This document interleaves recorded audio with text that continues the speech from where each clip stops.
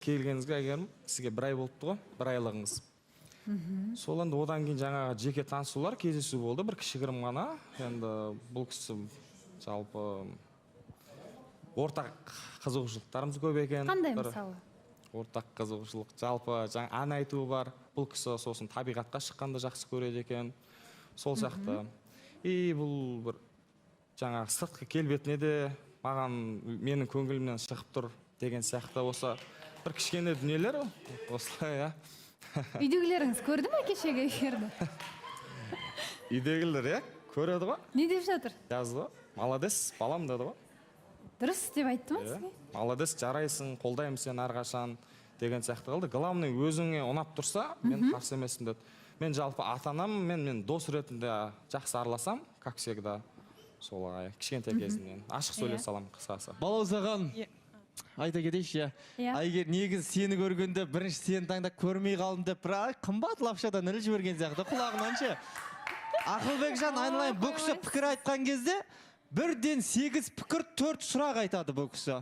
Қалай байқамай қалуға болады деймді, ұзақ енді. Мақыл ғой енді, айтөр таңдап. Кеше мен ұсындым ғой осы қызды саған. Енді бір жеп көріп қалған жоқсын ба мен негізі? Бұл кісі кездесуде мен ялтып қойған жоқ па деген сұрақ қой. Жоқ, жалпы сіз жайлы әңгіме болған жоқ бізде. Ау?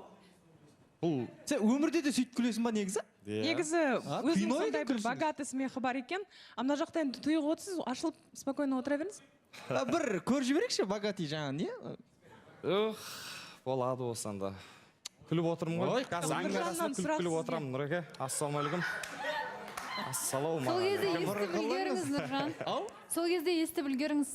Бопты ма? Баласа ханым, Зарина. енді кеше Айгерім айтып жатыр ғой, мен вариант болып қалмайын ба деген сияқты, или вариант көріп тұрған жоқсыз ба деп. Бұл кісінің бәрі бірде варианттары бір жұмыс істей беретін сияқты. Себебі кеше эфирден шыққаннан кейін байқап қалғаным бар еді да. Шыққан кезде Аида тұр, күтіп тұрма, білмеймін, бірдеңке басқа адамды күтіп тұрма, просто тұрды и Ақылбек жанына келіп, өзі сөйлеп, қалайсыз, ерекше жан деп бір комплименттерді естіп қалдым да, көңіл күйіңіз қалай, барлық жағдайыңыз жақсы ма деген сияқты өзі сөйлеп тұр. Аидандай түсінбей тұр да просто. Сонымен өтіп кеттім. Мен ойладым, қалай болады екен бұл нәрсе, Айгерім көрсе қалай болады деген сияқты жалғаса бере ма, әлде бір Аидамен қарым-қатынасты жалғастыру үшін ғана Айгермен таныстықты бастады ма деп ойлап қалдым сол моментте. Ақылбек, сіз соңғы ара-қатынасыңыз қашан болды деп едіңіз? Жарты жылдан астам өтті. Жарты жылдан астам уақыт бұрын сіз қоштастыңыз, иә? Иә. Мен де кеше сол сұрақты қойған болатын, ара-қатынас қашан болды, қашан тоқтаттыңыз деп, жарты жыл бұрын деп маған айтқан болатын, дедім. Енді бірақ көңіл-күй керемет болып тұрса да бір мазалайтын ойымда сұрақ белгілері тұр. Оны айтпайын десем де, енді бір адамнан емес, неше түрлі адамдардан келіп жатқан ақпарат бар да, бұл кісі жайлы. Сол үшін енді сіздермен бөліскен жөн деп ойлаймын, енді халықтың алдында отырмыз, халық көріп отыр бізді барлығымыз. Сол себепті маған енді жазған болатын әлеуметтік желіде. Сіздің жобадан тыс сөйлесіп жүрген қызыңыз бар екен, әлі айырылыспаған екен сіздер.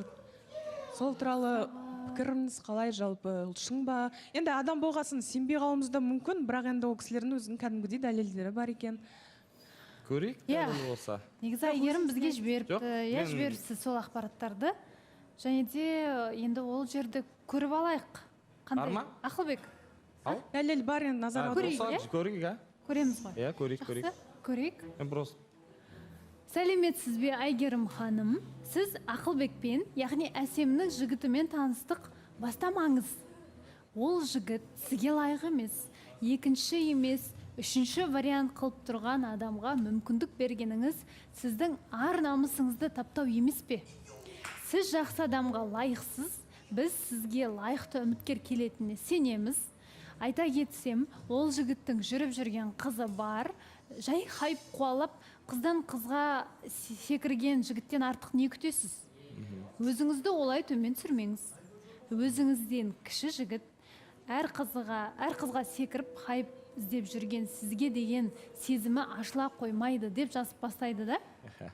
Кейін осыны бір фото жіберіпті. Телеграм каналдарыңыз бар екен өздеріңіздің. осы жақында ғана 7 мамырда салынған, жүктелген өзіңіздің қызыңыз екеуіңіз бірге түскен суреттер. Иә. Бұл жерде бұл қызбен, бұның есімі Әсел, менің бұрынғы қызым. Жоқ, айтып кетейін енді.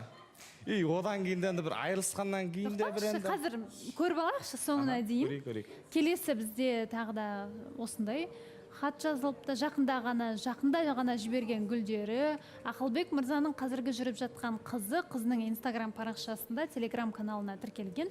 Қосылайықтан алыс адам емеспін дейді. Яғни жіберіп отырған адамның өзі. Және бұл ескі суреттер шығар деп Айгерім жауап берген екен. Даталарға қарасаңыз болады. Сізге лайықты үміткер келген күтіңіз, мына өтірікшіге алданып қалғанша. Сізді бұрыннан танимыз ғой, шынайсыз, сұлусыз, мынадай сұқынсыз деп жазып жіберіпті. Иә, жігітпен қалай қарап отырсыз? Тағы да өтірікші деп жазып қалдырыпты. Жай осы жақта жіберген суреттердің ішінде жақында ғана Көлсайға барып келген сіздер. Ол қыздың парақшасына кірсек, тіпті сол даталар жақында ғана түсірілген суреттер, сол 7 мамырдағы суреттер бар, салынған. Ол қыздың сізге берген сыйлықтары деген сияқты кәдімгідей қарым-қатынас болған өрбіген. Маған бір қарым-қатынас негізі бізде осыдан айтып өткенімдей жарты жылдан астам уақыттан нақты датасын білмеймін, бір 6-7 ай. Тыңдап отырсыз, одан кейін ол қызбен сөйлесіп көрдік, одан кейін де негізі. Бірақ уже қыз жігіт ретінде емес, бір кішкене бір баладау деген сияқты ғой бұрынғы негізі. Біз өйткені біз шын махаббат болып жүрдік қой ол қызбенше. И вот бұл ол қызбен мен енді соңғы рет кездескенім сол 1 ай ма, жарты айдай болып қалды ғой, бір 2 ай. 15 күн. 15 или 1 ай. Бір 5 күн, 1 аптадай уақыт болып қалды. Бір аптадан ұзақ. Жақсы, енді сіз ол қызға өзіңіз сыйлық бердіңіз, гүл жібердіңіз, ол қыз сізге сыйлығын берді, бірге қыдырғансыздар. Содан кейін бір қайтадан арақатынас өрбіп басталған ғой. Бір сөйлесіп кездесу ғана емес, сіздерде кәдімгідей сөйлесіп бір түсіністік тапқаннан кейін де сіздер бірге қыдырып жүрген шығарсыздар. Содан кейін бір 10 шақты күннен кейін сіз Қосылайыққа келесіз. Иә. Қалай түсінеміз? Бұл жерден бір жақын қызыңыздың да хабары бар ма сіздің келіп отырғаныңызда? Қыз мені көріп жазды ол жерде, иә. Не деп жазды? Біз нақты қосыла алмайтын болдық па деген сияқты. Мен ол қызбен жаңа біз кездесулер болды ғой, жаңа осыдан 1 ай алдын деген сияқты. Көлсайға да барғанымыз өтірік емес, ол жерде барлық достарымызбен. Біз негізі ол қыз бір универде оқитынбыз ғой жалпы. Түсініп тұрсыз ба? Группаластар деген сияқты, иә. Түсініп тұрмын, мен ол қыз туралы айтпай-ақ қойсаңыз да болады, есімін де айтпасаңыз болады. Негізі таныстық, ол жерде жалпы махаббат уже қалмағандықтан сол жерде негізі тоқтатылып шешіліп қойған. Ол қыздың өзі де білет, негізі хабарласып сұрауға да болады, мен сіздерге дәлелмен келе аламын. Балауса ханым, мен мына жерде ренжіп отырғаным, кеше сұраған болатынмын, сізде арақатынас қашан болған деп. Сіз өзіңіз айттыңыз, жарты жыл бұрын дедіңіз. Хотя бы осындай болып қалып еді, 7 майда мен өстіп қыдырған едім деп айтсаңыз болатын еді ғой бір ауыз. Ол енді маған деген сыйластығыңызды көрмей тұрғаным. Және де 7 майда кездескенде сіз айттыңыз, Көлсайда болдым дедіңіз. Бірақ именно сол қызбен болғаныңызды айтпадыңыз. Сондай мелочь болса да, бірақ оның бәрі сыйластыққа жатады ғой. Ақылбек, мен сізден ондайды күтпедім, сөзіңіз керек. Ол әңгімен айтудан мен тартын сақтадым енді. Просто бұл жерде мен ол қызбен ара қатынасын нақты тоқтатқан соң негізі бүйтіп қатты айта бергім де келмеді.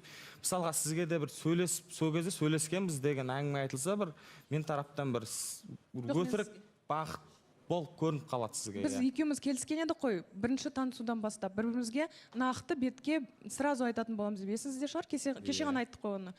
Прямо айтқанды ұнатамын деп айтқан болатын. Енді сіз кездескен болып тұрсыз. Бір ауыз маған айтып қойғаныңызда осында кездесу болды, бірақ ол артта қалды деп. Мен оны айтпайтын да едім, шығармайтын да едім, және де сізді түсінетін да едім. Қазір енді мен мүлде түсінбей отырмын. Мен действительно сіз шынымен мына жаққа жар іздеуге келдіңіз ба, әлде өзіңізді көрсетуге келдіңіз ба? Мыңдаған сұрақ болып тұр миымде. Мен айтқанымша, Ақылбек, қош келдің. Бағана Айгерім сөзінде қалып кеттім да, бөлесің ба, бізде қарындасымыз жоқ, ешкімді бөлмеймін, Айгерім, сен де менің қарындасымсың. Кеше бағана Зарина айтты ғой, кім Аидаға жақындап сөйлепті деген сияқты. Диораға да жақындап сөйлепті, мен сіздің фанатыңызбын деп сөйлескісі кеп әңгімеге тартқан екен. Ол жерде жанында Бексұлтан үміткері болды, Аидаға сөйлегенде қалайсыз Аида деп Бұжай ағам болды мына жерде, реально солмен сөйлесіп тұр. куә Енді осы жігіттер. қазір Диора өзі айтып кетсінші. Бексұлтан болды ма үміткеріңіз? Жаның менің жанымда? Бексұлтан болды, Ирина Таға болды, бірақ екеуі тұрғанда сіз, мне показалось, что вы хотите именно менімен әңгіме бастауға. Жоқ. Соған сәлеметсіз бе деп, мен дальше кетіп қалдым. Мен сізге айттым, сәлеметсіз бе, комната Диора, телеграмда хит болып жатыр, мен сіздің көріп жүрмін дедім, ара қатынастарыңызды. Осы әңгіме болды ма, бұдан артық болмады, иә? Одан артық болмады, сәлеметсіз бе, иә деп қоя салдым. Бұл әңгімеден Демек, сіз оны флирт ретінде қабылдап тұрсыз ба, Диора? жоқ. Қызығушылық деп ойлаймын. Қызығушылық деп ойлайсыз. Қызығушылық. Ал сіз жай ғана сәлемдесіп, амандасқаныңыз. Иә? Жоқ, бұл комната Диораға мен тіркелдім просто сол. Баласахан, менде бұл жақтан ненің маяғы шығып тұр. Бұл жігіт жалпы Аидаға болсын, Айгерімге болсын, Әсемге болсын, тым қызығушылық танытпаған адам негізі. Диораның полный историясын біліп отыр. Даже мына жақта отқан кейбір қыздар біз білмейміз не отқан ше. Сен барлығын зерттеп, осындай еще алдында мен байқап қалдым, эфирде болмасам да, Әсемді кішкене бір қаралап отыр екен да, менің сезімді бағалаған жоқ, мен осылай бір адамды келбедім деген сияқты нәрсемен. Сен бауырым келгендегі сен ниетің де дұрыс емес қой, сен ар жақта бұлығың әлем болып отыр да, сен еще қыз балаға келіп претензия ете аласың ба не? И андай ғой, Баласахан, бұл жақта андайда бұл жігіт айдаған бесешкі ысқырығы жер жарып отыр да, негізші. Бұл келіп бәрімізді ұйықтатқысы келеді негізі. Бірақ мына жаққа шығып атқан әңгімең мыңда сен бауырым. Сондықтан да үйтіп, Аидаға мен риза болдым. Кеше жоқ дегенне, әрбір біздің ошақта отқан қарындастарымыз, ошақта отқан қыздар приоритет болыңдар. Осындай жігіттерге алданбаңдар деген бет Баласахан. Баласаханым, мына жерде маған тигізіп айтып кеткендей болып отыр ғой. Енді бұл жақта бауырым, сен қолыңды бүйтіп, мен папам құсап бүйтпей ақ қойшы маған. Мына жақта енді Ернар Тыңдап сөйлейікші. Ақылбек Ернар, Ернардың айтқан пікірі енді дұрыс өткен. Мына жақта отырғасын өз ойын айтып жатыр, көргенін айтып жатыр. Оған мен де келсем. Бірақ маған да тигізіп кетіп отырғаныңыз бар, Ернар. Мына жақта Аидаға қолдау көрсетіп, мені енді бір сен дұрыс емес таңдау жасадың ау дегендей қылып айтып отырсыз. Тыңдаңыз, бір минут. Енді мен бұл кісі Әсем жоқ деді, Аида жоқ деді. Сосын мен енді Нұржан қасымда отқасын, жақсы жігіт жалпы, қыздар неге жоқ деді екен дегенде, сөйтіп енді сыйластық танытып, бұл кісіні де танып білім келді. Бірақ мен де приоритет ешқандай вариант емеспін, өзімді сыйлайтын, өзім қадірлейтін қызбын. Ақылбек, жауап бересіз бе, Ақылбек?